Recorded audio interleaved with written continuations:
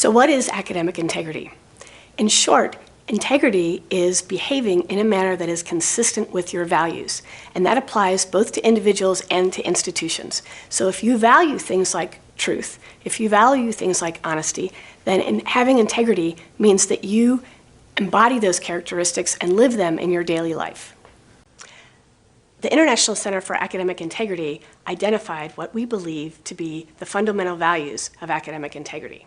They include honesty, trust, fairness, respect, responsibility, and then later we revisited the Fundamental Values Project and added the quality of courage.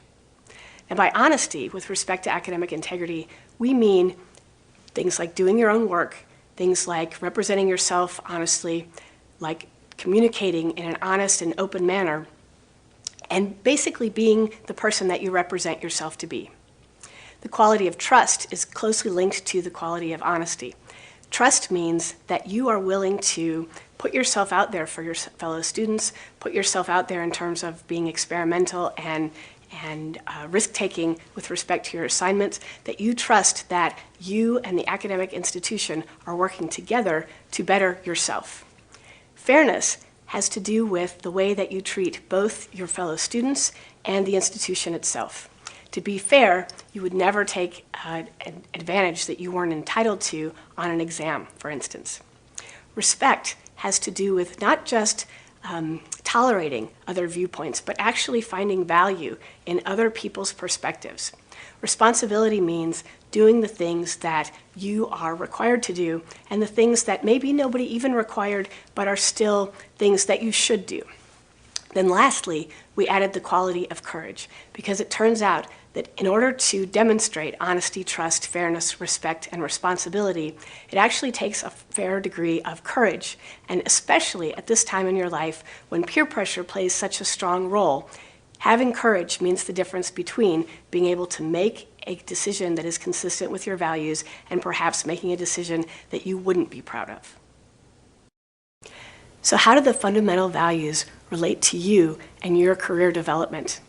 Well, each decision that you make with respect to these qualities, honesty, trust, fairness, respect, responsibility, and courage, say something about whether or not you are becoming more like the person that you actually want to be.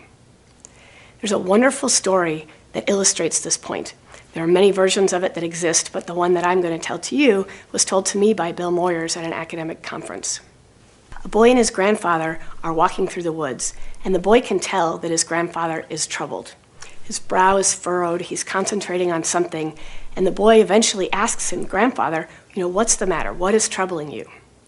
And the grandfather says to the boy, "There are, in each one of us, two wolves.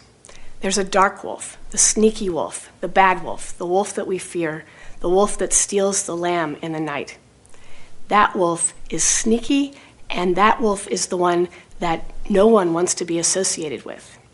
But there's another wolf, and that wolf is the brave wolf. We call him the light wolf. He is the wolf that takes care of his family, he stands up to danger, he prevails in the face of adversity. That's the wolf that embodies courage, and that's the wolf that we admire.